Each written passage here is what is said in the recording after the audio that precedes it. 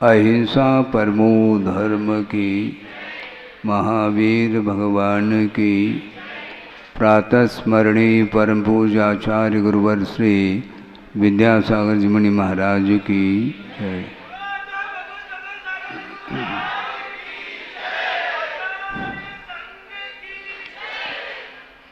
कर्मों की निर्जरा होती है, पुण्य का संचय होता है,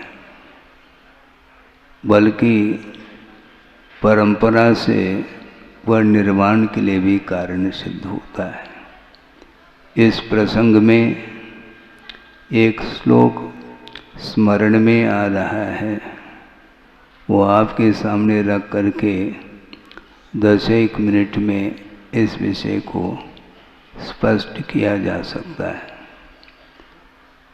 श्लोक है, एकापि समर्थेयम जन भक्तिर दुर्गतिम निवारयितुम पुण्यानि च पूरयितुम दातुम मुक्तिश्रियम कृतिनः। ये पाठ हम पढ़ते हैं भक्तियों में कि अकेली एक ही भक्ति, एका अपि इयम भक्ति, जन भक्ति, जनेन्द्र भगवान के प्रति की गई जो भक्ति है वो क्या करती है, दुर्गति को मिटाने में कारण सिद्ध होती है। दुर्गति से बचना चाहो तो प्रभु की भक्ति करो, और प्रभु के स्वरूप को बताने वाले जो गुरु हैं उनकी भी भक्ति करोगे तो निश्चित रूप से दुर्गति से हम अपने आप को बचा सकते हैं। बहुत ज़्यादा गहरा ज्ञान नहीं है, मान लो कर्म सिद्धांत संबंधी, जीव सिद्धांत संबंधी भिन्न भिन्न अणुओं की अपेक्षा से गूढ़ तत्व का ज्ञान नहीं हो पा रहा है। इसलिए महाराज हम क्या करें, करना क्या है, आपको भी वही करना है जो हमें करना है।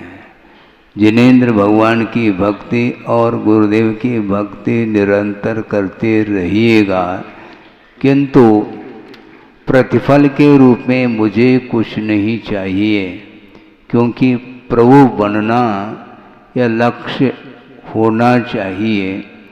प्रभु की, गुरु की आराधना जो की जाती है वह निरपेक्ष भाव के साथ ही की जाती है, कोई उसमें अपेक्षा नहीं रहती है।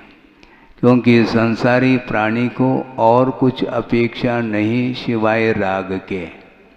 वो राग को पसंद करता है, और वीतरागी प्रभु के चरणों में जाने के बाद भी हमें राग ही यदि इष्ट है तो भगवान क्या कर पाएंगे इसमें, जबकि उनकी चरणों में जाकर के उनकी आराधना करने के लिए हम तत्पर हैं। उसके पीछे लक्ष्य एक ही होना चाहिए, कर्मक्षयार्थम। जो राग द्वेष मोह आदि के भावों के माध्यम से कर्म का जो अर्जन होता है, पाप कर्म का जो अर्जन होता है, उसको धोने के लिए प्रभु के चरणों में मैं आया हूँ। इस प्रकार वह मन में भाव लाता है। कौन? भक्त। हाँ, सही मायने में भक्त हो तो वो लाएगा, और लाना चाहिए। क्योंकि जिन चीज़ों को छोड़ करके प्रभु बने हैं वो आपको राग देने के लिए थोड़ी बैठे हैं। राग वस्तुतः पतन के लिए कारण है। वो कौन सा राग? विषयानुराग। पंचेंद्र के विषयों के प्रति जो राग उत्पन्न होता है उसके माध्यम से ही कर्म का, पाप कर्म का अर्जन होता है। इसलिए वस्तुतः उस प्रकार के परिणाम निरंतर करते रहें जिसके माध्यम से अतीत में अज्ञान दशा में कषाय के वशभूत होकर के, इंद्रियों के वशभूत होकर के जो रागादिक भाव किए हैं उसके माध्यम से अर्जित जो पाप है वह भिन्न भिन्न द्रव्य क्षेत्रादि के निमित्त को लेकर के उदय में आता है, और वह फल देता रहता है। और वह फल कहाँ देता है? जहाँ पर उसका क्षेत्र उपयुक्त हो। किसी ने मान लो देह वायु का बंद कर लिया तो वह कर्म यहाँ नहीं फैलेगा, क्योंकि यहाँ पर औदारिक शरीर है और वहाँ पर वैकृक शरीर है। उस वैकृक शरीर के साथ ही उस देह वायु का संबंध है, स्वर्गों की अपेक्षा से कहा है। हालांकि नरक गति में भी वैकृक ही शरीर है, किंतु वहाँ पर नरकायु का उदय हो रहा है, नरक गति का उदय है, इसलिए वह नारकी शरीर को प्राप्त कर लिया है। और ऊपर जो पहुँचता है वह शुभ परिणाम के माध्यम से देव वायु का देवगति का बंद कर देता है, तो वहाँ पर उसको फल मिलता है। फल तो मिलना अनिवार्य है। बहुत अच्छा प्रसंग याद आ गया आपके पुण्य के उदय से, क्योंकि आपने निवेदन किया था कि महाराज 10 ही मिनट सही। हाँ ठीक है, तो 10 मिनट सही, हमें क्या दिक्कत है? 10 मिनट में 2-2, 3-3 बार तालियां बज रही हैं, फिर से बज गई। एक सज्जन ने कहा, अभी भी मुझे स्मरण में है, कि महाराज ऐसा आशीर्वाद दे दो, मेरा जन्म हो तो किसी गरीब के यहाँ हो। आपको आश्चर्य लगेगा, ये कौन सी मांग है? उन्होंने ये कहा कि महाराज मुझे स्वर्ग नहीं चाहिए, मुझे वैभव संपदा नहीं चाहिए, मैं किसी गरीब के यहाँ जन्म मेरा हो जाए ताकि मैं विलासता से बच सकूं। सोचो, ये भी मांग है। ऐसे कोई है सभा में? सभा में तो यही कहेंगे, महाराज हमें सब स्वर्ग कब मिलेगा? तो मरे बिना स्वर्ग नहीं मिलता, ये भी उतना ही सत्य है। स्वर्ग में जाकर के करोगे क्या? वहाँ पर सिवाय विलासता के और कुछ भी नहीं है। जो सात से पुण्य का अर्जन करके चला जाता है, विशेष इंद्र आदि के पद को प्राप्त करके जो सम्यक दृष्टि होता है, उस वैभव का उपभोग करने के उपरांत भी उसका पुण्य क्षीण नहीं होता। यहाँ पर पुनः मनुष्य पर्याय को प्राप्त करके भी कोई चक्रवर्ती, कोई तीर्थंकर आदि बड़े बड़े पद को प्राप्त कर लेते हैं। इस प्रकार विशिष्ट जो है पुण्य का अर्जन जो होता है वह त्याग के माध्यम से होता है। तो उस व्यक्ति का ये कहना था कि महाराज मैं किसी गरीबी के यहाँ जन्म ले लूँ तो ज़्यादा अच्छा है। ऐसा क्यों महाराज? एक बार विलासता में मैं फंस जाऊं तो और दिक्कत होगी। तो आचार्य कहते हैं विलासता से डरते क्यों? उसका उपभोग नहीं करना है हमें राग के साथ। हाँ, राग के साथ जो वैभव का उपभोग करता है तो उसका निश्चित पतन है। और सम्यक दृष्टि जो होता है स्वर्गों में भी, वह इसी सुराख में रहता है, इसी प्रतीक्षा में रहता है कि भगवान कब यह शरीर छूट जाए और कब मैं वहाँ पर मनुष्य जीवन को प्राप्त करके मुनि बन जाऊँ। इस प्रकार भाव उसके अंदर आते हैं। इसलिए विषयों के माध्यम से ही कर्म का बंध होता है, और बंधा हुआ जो कर्म है उसकी निर्जना करने के लिए विशेष तप करने की क्षमता नहीं भी है। तो अकेली वह जिनेंद्र भगवान की प्रति की गई भक्ति दुर्गति को बचाती है। दुर्गति से बचना चाहो तो देव गुरु शास्त्र की भक्ति करो। भक्ति में ये ताकत है, भक्ति में ये उसकी महिमा गाई गई है। और पुण्यानि च पूरयितुम अपि इयम एका भक्ति समर्था। जिनेंद्र भगवान की प्रति की गई जो भक्ति है वह पुण्य को पूर्ति रहती है। पुण्य की पूर्ति उसके माध्यम से होती है। और दूसरी बात क्या है? दातुम मुक्ति श्रियम कृतिना, मोक्ष को देने की क्षमता भी जिनेंद्र भगवान की भक्ति में है। वो सारा का सारा श्रेय आप ही लोगों को जाना है, हाँ, और हम भी शामिल होंगे दर्शन में, हाँ? बिल्कुल। हम तो बिना दान दिए हम भाग लेंगे उसमें, जिनेंद्र भगवान की भक्ति में और जिनेंद्र भगवान की दर्शन में हम आएंगे और अच्छे तरीके से भक्ति करेंगे, हाँ? कोई ये कह सकता है कि महाराज आपको यह पुण्य का संचय कैसे हो रहा है? अच्छे क्वालिटी का संचय कर सकता हूँ महाराज, आपने कुछ दिया ही नहीं, हाँ, पुण्यानुभूति। ध्यान रखो, मैंने दिया नहीं किंतु समर्थन,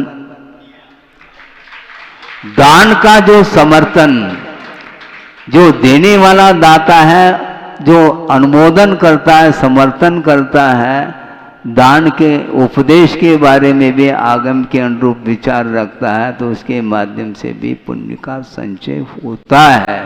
और अच्छे क्वालिटी का पुण्य का संचय हम बिना दिए कर सकते हैं और कर रहे हैं।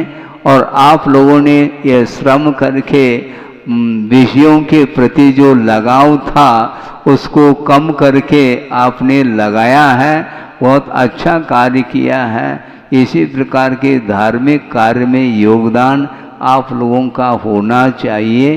इसके माध्यम से भी धर्म की वह परंपरा हमेशा बनी रहेगी। पंचम काल के अंत तक जनबिंब के दर्शन होंगे और पूजन पाठ करने का भी अवसर मिलेगा, जाप वगैरह भी आप देंगे। ये सब कुछ क्या है? ये गुरुदेव का सोच विचार तो देखो, वो आरसीसी मंदिर के पक्ष में नहीं रहे। नहीं रहे का इसका अर्थ क्या? उसके पीछे आशय ये है कि आरसीसी वर्क जो होता है उसकी जो उसकी जो लाइफ है वो बहुत कम है। और ये हजारों साल के लिए ये पाषाण निर्मित जो जनालय हैं, ऐसा लगता है कि आज ही बने हों इस प्रकार। इसलिए दूरदृष्टि इसी को बोलते हैं।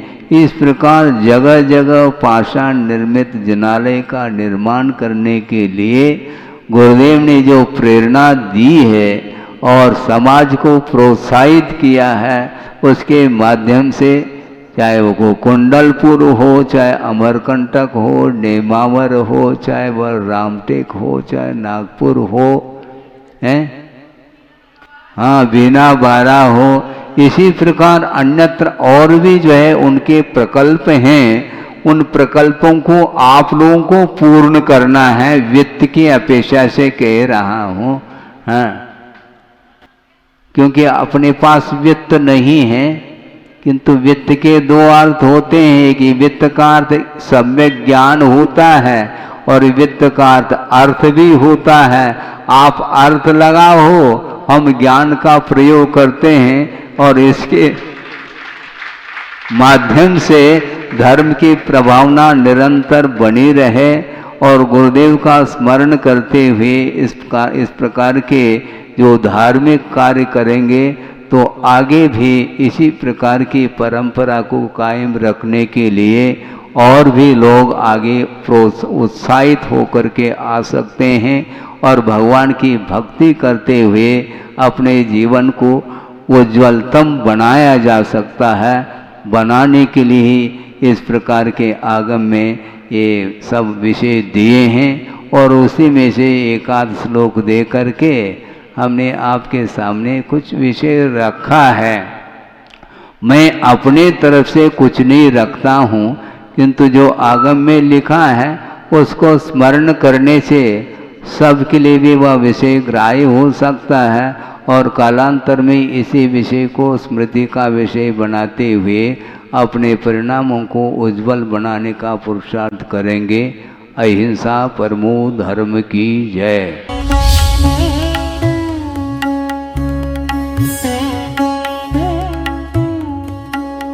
अहिंसा परमो धर्म की, महावीर भगवान की। प्रातः स्मरणी परम पूजाचार्य गुरुवर श्री विद्यासागर जी मुनि महाराज की जय।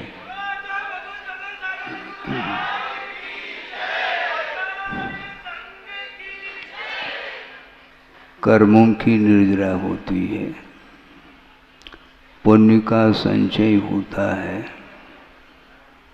बल्कि परंपरा से वह निर्माण के लिए भी कारण सिद्ध होता है। इस प्रसंग में एक श्लोक स्मरण में आ रहा है, वो आपके सामने रख करके 10-1 मिनट में इस विषय को स्पष्ट किया जा सकता है।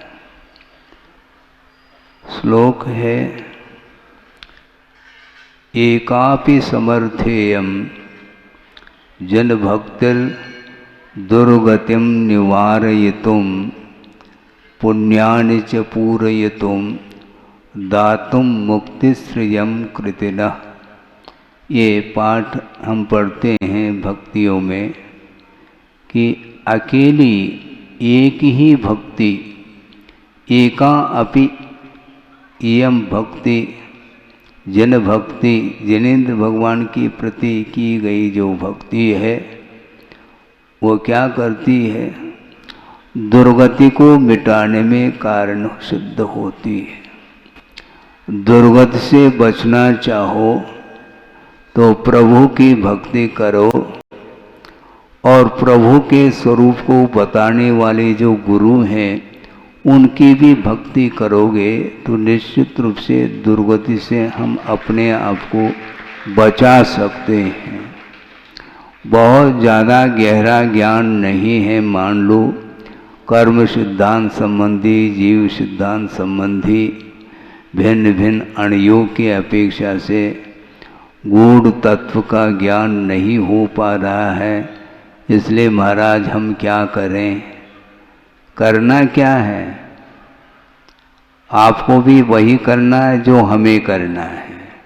जिनेंद्र भगवान की भक्ति और गुरुदेव की भक्ति निरंतर करते रहिएगा, किंतु प्रतिफल के रूप में मुझे कुछ नहीं चाहिए, क्योंकि प्रभु बनना या लक्ष्य होना चाहिए। प्रभु की, गुरु की आराधना जो की जाती है वह निरपेक्ष भाव के साथ ही की जाती है, कोई उसमें अपेक्षा नहीं रहती है, क्योंकि संसारी प्राणी को और कुछ अपेक्षा नहीं सिवाय राग के। वो राग को पसंद करता है, और वीतरागी प्रभु के चरणों में जाने के बाद भी हमें राग ही यदि इष्ट है तो भगवान क्या कर पाएंगे इसमें, जबकि उनकी चरणों में जाकर के उनकी आराधना करने के लिए हम तत्पर हैं। उसके पीछे लक्ष्य एक ही होना चाहिए, कर्मक्षयार्थम। जो राग द्वेष मोह आदि के भावों के माध्यम से कर्म का जो अर्जन होता है, पाप कर्म का जो अर्जन होता है, उसको धोने के लिए प्रभु के चरणों में मैं आया हूँ। इस प्रकार वह मन में भाव लाता है। कौन? भक्त। हाँ, सही मायने में भक्त हो तो वो लाएगा, और लाना चाहिए, क्योंकि जिन चीज़ों को छोड़ करके प्रभु बने हैं वो आपको राग देने के लिए थोड़ी बैठे हैं। राग वस्तुतः पतन के लिए कारण है। वो कौन सा राग? विषयानुराग। पंचेंद्रिय के विषयों के प्रति जो राग उत्पन्न होता है उसके माध्यम से ही कर्म का, पाप कर्म का अर्जन होता है। इसलिए वस्तुतः उस प्रकार के परिणाम निरंतर करते रहें जिसके माध्यम से अतीत में अज्ञान दशा में कषाय के वशभूत होकर के, इंद्रियों के वशभूत होकर के जो रागादिक भाव किए हैं उसके माध्यम से अर्जित जो पाप है वह भिन्न भिन्न द्रव्य क्षेत्राग्नि के निमित्त को लेकर के उदय में आता है और वह फल देता रहता है। और वह फल कहाँ देता है? जहाँ पर उसका क्षेत्र उपयुक्त हो। किसी ने मान लो देवायु का बंद कर लिया तो वह कर्म यहाँ नहीं फैलेगा, क्योंकि यहाँ पर औदारिक शरीर है और वहाँ पर वैकृक शरीर है। उस वैकृक शरीर के साथ ही उस देवायु का संबंध है, स्वर्गों की अपेक्षा से कहा है।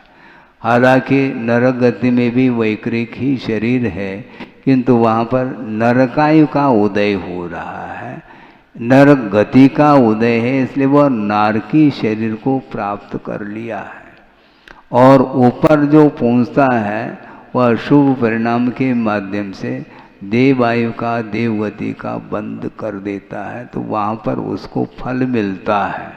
फल तो मिलना अनिवार्य है। बहुत अच्छा प्रसंग याद आ गया आपके पुण्य के उदय से, क्योंकि आपने निवेदन किया था कि महाराज 10 ही मिनट सही।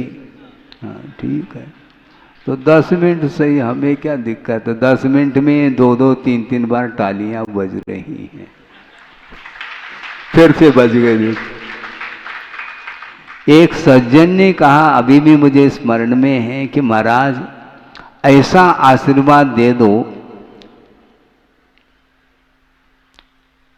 मेरा जन्म हो तो किसी गरीब के यहाँ हो। आपको आश्चर्य लगेगा, ये कौन सी मांग है? उन्होंने ये कहा कि महाराज मुझे स्वर्ग नहीं चाहिए, मुझे वैभव संपदा नहीं चाहिए, मैं किसी गरीब के यहाँ जन्म मेरा हो जाए ताकि मैं विलासता से बच सकूं। सोचो, ये भी मांग है। ऐसे कोई है सभा में? सभा में तो यही कहेंगे महाराज हमें सब स्वर्ग कब मिलेगा, तो मरे बिना स्वर्ग नहीं मिलता, ये भी उतना ही सत्य है। स्वर्ग में जाकर के करोगे क्या? वहाँ पर सिवाय विलासता के और कुछ भी नहीं है। जो सात से पुण्य का अर्जन करके चला जाता है, विशेष इंद्र आदि के पद को प्राप्त करके जो सम्यक दृष्टि होता है, उस वैभव का उपभोग करने के उपरांत भी उसका पुण्य क्षीण नहीं होता।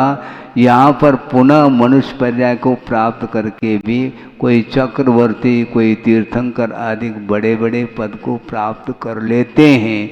इस प्रकार विशिष्ट जो है पुण्य का अर्जन जो होता है वह त्याग के माध्यम से होता है। तो उस व्यक्ति का ये कहना था कि महाराज मैं किसी गरीबी के यहाँ जन्म ले लूँ तो ज़्यादा अच्छा है।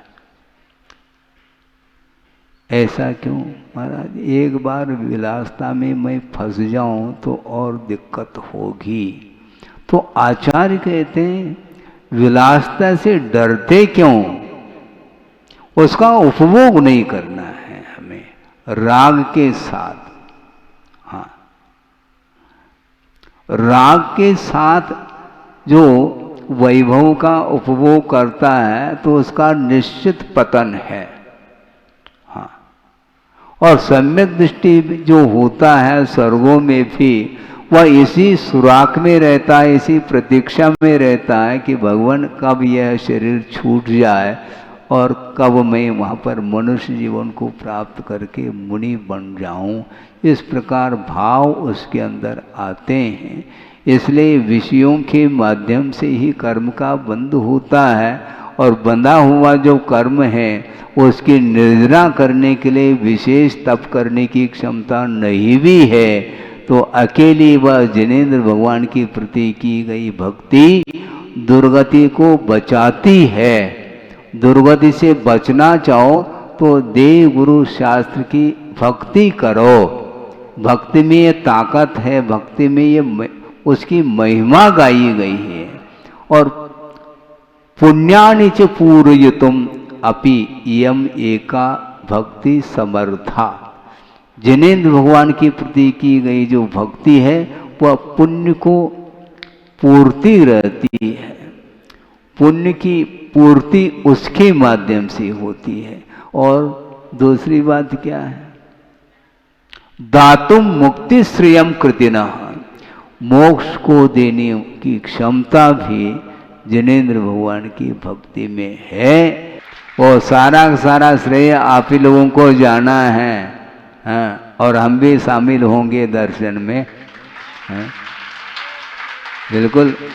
हम तो बिना दान दिए हम भाग लेंगे उसमें, जिनेंद्र भगवान की भक्ति में और जिनेंद्र भगवान की दर्शन में हम आएंगे और अच्छे तरीके से भक्ति करेंगे।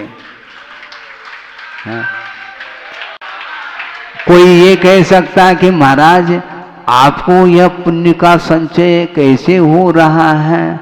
अच्छे क्वालिटी का संचय कर सकता हूँ महाराज, आपने कुछ दिया ही नहीं। हाँ, पुण्यानुभूति ध्यान रखो, मैंने दिया नहीं किंतु समर्थन, दान का जो समर्थन, जो देने वाला दाता है, जो अनुमोदन करता है, समर्थन करता है, दान के उपदेश के बारे में भी आगम के अनुरूप विचार रखता है, तो उसके माध्यम से भी पुण्य का संचय होता है। और अच्छे क्वालिटी का पुण्य का संचय हम बिना दिए कर सकते हैं और कर रहे हैं। और आप लोगों ने ये श्रम करके विषयों के प्रति जो लगाव था उसको कम करके आपने लगाया है, बहुत अच्छा कार्य किया है। इसी प्रकार के धार्मिक कार्य में योगदान आप लोगों का होना चाहिए। इसके माध्यम से भी धर्म की वह परंपरा हमेशा बनी रहेगी। पंचम काल के अंत तक जनबिंब के दर्शन होंगे और पूजन पाठ करने का भी अवसर मिलेगा, जाप वगैरह भी आप देंगे। ये सब कुछ क्या है? ये गुरुदेव का सोच विचार तो देखो, वो आरसीसी मंदिर के पक्ष में नहीं रहे का इसका अर्थ क्या? उसके पीछे आशय ये है कि आरसीसी वर्क जो होता है उसकी जो उसकी जो लाइफ है वो बहुत कम है। और ये हजारों साल के लिए ये पाषाण निर्मित जो जनालय हैं, ऐसा लगता है कि आज ही बने हों इस प्रकार। इसलिए दूरदृष्टि इसी को बोलते हैं।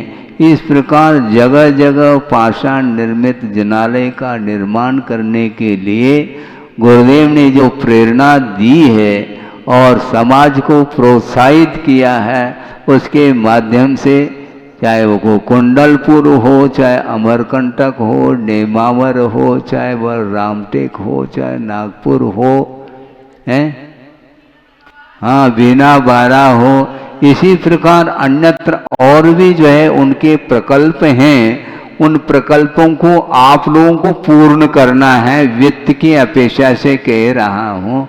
हाँ, क्योंकि अपने पास वित्त नहीं है, किंतु वित्त के दो अर्थ होते हैं कि वित्त का अर्थ सम्यक ज्ञान होता है और वित्त का अर्थ भी होता है। आप अर्थ लगाओ, हम ज्ञान का प्रयोग करते हैं और इसके माध्यम से धर्म की प्रभावना निरंतर बनी रहे। और गुरुदेव का स्मरण करते हुए इस प्रकार के जो धार्मिक कार्य करेंगे तो आगे भी इसी प्रकार की परंपरा को कायम रखने के लिए और भी लोग आगे उत्साहित होकर के आ सकते हैं और भगवान की भक्ति करते हुए अपने जीवन को उज्ज्वलतम बनाया जा सकता है। बनाने के लिए ही इस प्रकार के आगम में ये सब विषय दिए हैं और उसी में से एक आध श्लोक दे करके हमने आपके सामने कुछ विषय रखा है। मैं अपने तरफ से कुछ नहीं रखता हूँ, किंतु जो आगम में लिखा है उसको स्मरण करने से सबके लिए भी वह विषय ग्राह्य हो सकता है और कालांतर में इसी विषय को स्मृति का विषय बनाते हुए अपने परिणामों को उज्जवल बनाने का पुरुषार्थ करेंगे। अहिंसा परमो धर्म की जय।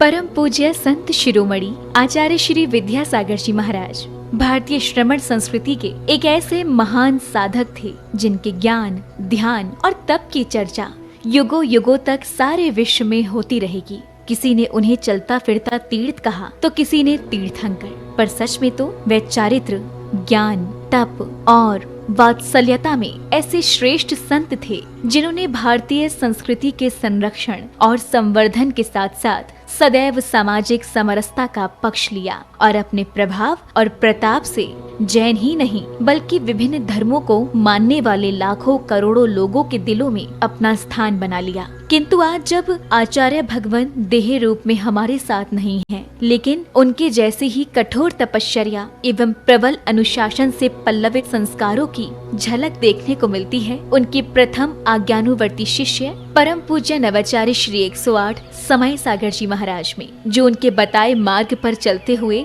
आज विश्व में धर्म की महती प्रभावना कर रहे हैं। आइए देखते हैं संत शिरोमणि आचार्य श्री 108 विद्यासागर जी महाराज के जन्म के 12 वर्ष बाद उन्हीं पुण्यवान माता के गर्भ से शरद पूर्णिमा के ही पावन पर्व पर जन्मे परम पूज्य नवाचार्य श्री 108 समय सागर जी महाराज की संयम पूर्ण जीवन यात्रा। आचार विचार हो या व्यवहार, तपश्चरण हो या संस्कार या फिर हो व्यक्तित्व की बात, परम पूज्य नवाचार्य श्री 108 समय सागर जी महाराज प्रत्येक दृष्टि से साक्षात आचार्य भगवान की प्रतिलिपि कहे जा सकते हैं। और हो भी क्यों ना, आखिर जन्म देने वाले माता पिता तो एक ही हैं, और फिर इसे एक विचित्र संयोग कहें या फिर मलप्पा जी और श्रीमंती जी के पूर्व भवों का पुण्योदय, जो उन्हें 27 अक्टूबर सन 1958 को शरद पूर्णिमा के ही पावन पर्व पर पुनः एक बालक के माता पिता बनने का सौभाग्य प्राप्त हुआ। 6 भाई बहनों में सबसे छोटे किंतु शांत प्रवृत्ति के इस बालक का नाम शांतिनाथ रखा गया।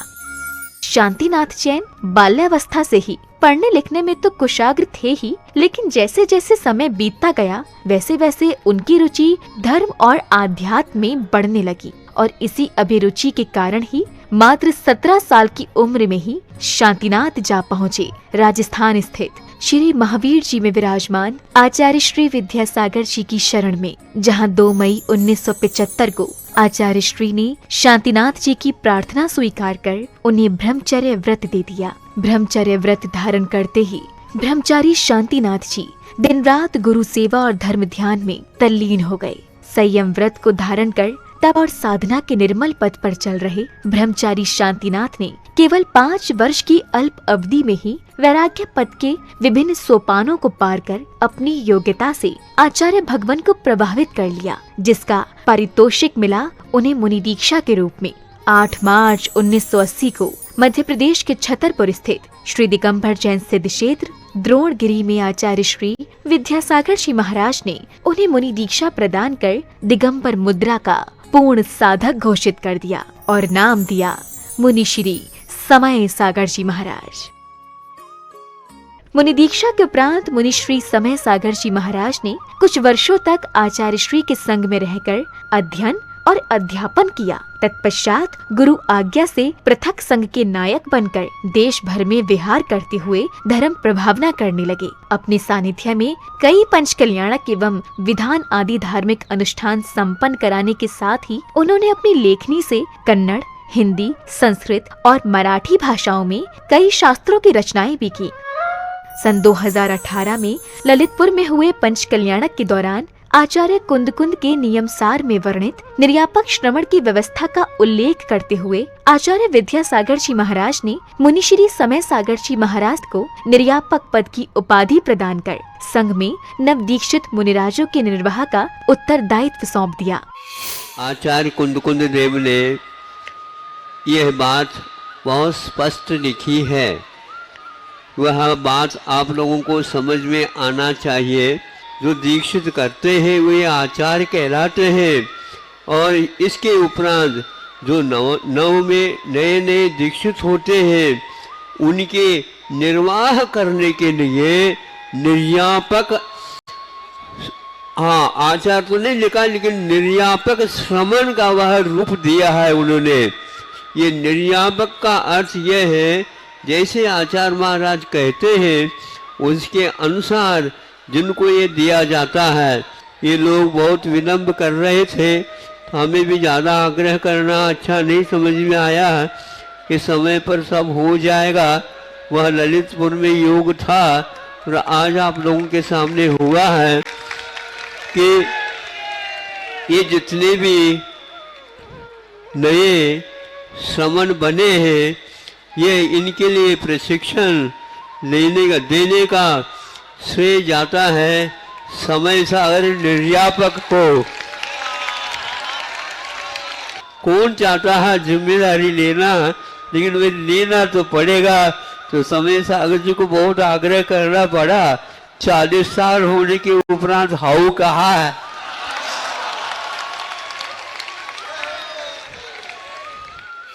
समय अपनी गति से चलता रहा। छत्तीसगढ़ के डोंगरगढ़ स्थित चंद्रगिरी तीर्थ में विराजमान आचार्य श्री विद्यासागर जी महाराज ने 6 फरवरी के ही दिन आचार्य पद के लिए निर्यापक श्रमण मुनि श्री समय सागर जी महाराज को चुन लिया एवं अपनी समाधि से 3 दिन पूर्व 15 फरवरी 2024 को आचार्य पद का त्याग कर पूर्ण संलेखना की ओर अग्रसर हो गए।